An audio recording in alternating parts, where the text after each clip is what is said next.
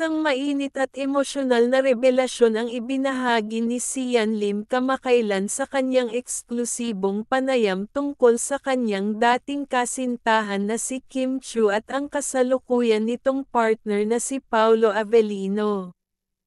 Hindi inaasahan ng marami na magsasalita si Sian tungkol sa pagbubuntis ni Kim, lalo na't matagal nang nawala ang tambalan at relasyon nila bilang magkasintahan. Ngunit ngayon, inamin ni Sian na mayroon siyang sama ng loob at mabigat na nararamdaman sa kanyang puso matapos marinig ang balitang ito. Masaya ako para kay Kim at sa bago niyang yugto ng buhay. Simula ni Sian na may ngiting pilit sa kanyang mukha. Pero hindi ko rin maitatanggi na masakit. Hindi biro ang pinagsamahan namin, at minsan, iniisip ko pa rin kung ano ang mga bagay na nagkamali o kung saan ako nagkulang. Ayon kay Sian, ang sakit na nararamdaman niya ay hindi simpleng pagkabigo o pagseselos. Ito'y mas malalim, isang pakiramdam ng pagkawala at pangungulila sa isang taong minsan niyang minahal ng lubos. Naging malalim ang kanilang relasyon bago pa man pumasok si Paolo sa eksena. Ang kanilang tambalan ay minahal ng maraming tagahanga, at ang kanilang relasyon ay naging isa sa pinakamatibay sa industriya noon. Ngunit tulad ng marami, ang kanilang pagmamahalan ay dumaan sa maraming pagsubok, hanggang sa napagdesisyonan nilang maghiwalay. Naghiwalay kami ng maayos, at tinanggap ko iyon. I was ready to move on and be happy for her. Ani Sian na tila nagbabalik tanaw sa kanilang nakaraan, ngunit hindi niya inasahan na magbubuntis si Kim ng ganoon kabilas, at kasama pa si Paolo, na kilala ring malapit na kaibigan ni Sian. Hindi ko alam kung paano ko ipapaliwanag.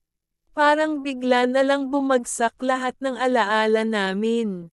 Parang isang panaginip na hindi ko na kayang magising, sabi ni Sian na may halong pangungulila sa kanyang tinig.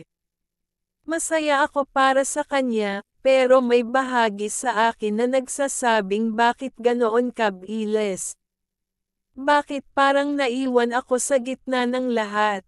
Sa kanyang panayam, binalikan ni Sian ang mga panahon kung saan magkasama pa sila ni Kim sa harap at likod ng kamera. She was not just a co-star, she was my life for a significant period.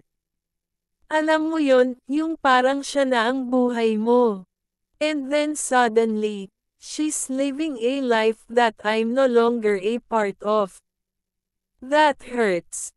Kahit sabihin mong tapos na kami, may bahagi pa rin sa akin na nasasaktan sa bawat balitang lumalabas tungkol sa kanila. Nang tanungin kung ano ang kanyang naramdaman nang mabalitaan ang pagbubuntis ni Kim, inamin ni Sian na una niyang naramdaman ang pagkabigla at pagkagulat.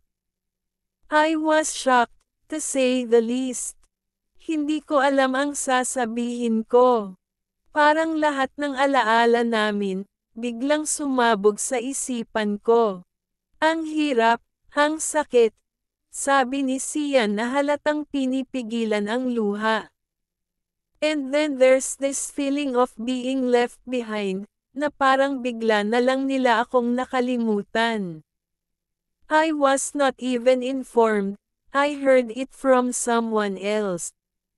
That stung. Sa kabila ng kanyang mga nararamdaman, nilinaw ni Sian na hindi niya nais na guluhin o suron sina Kim at Paolo. I want them to be happy, I really do. Alam kong masaya sila at nagbubukas ng bagong kabanata sa buhay nila. Pero tao lang din ako. May nararamdaman, may nasasaktan.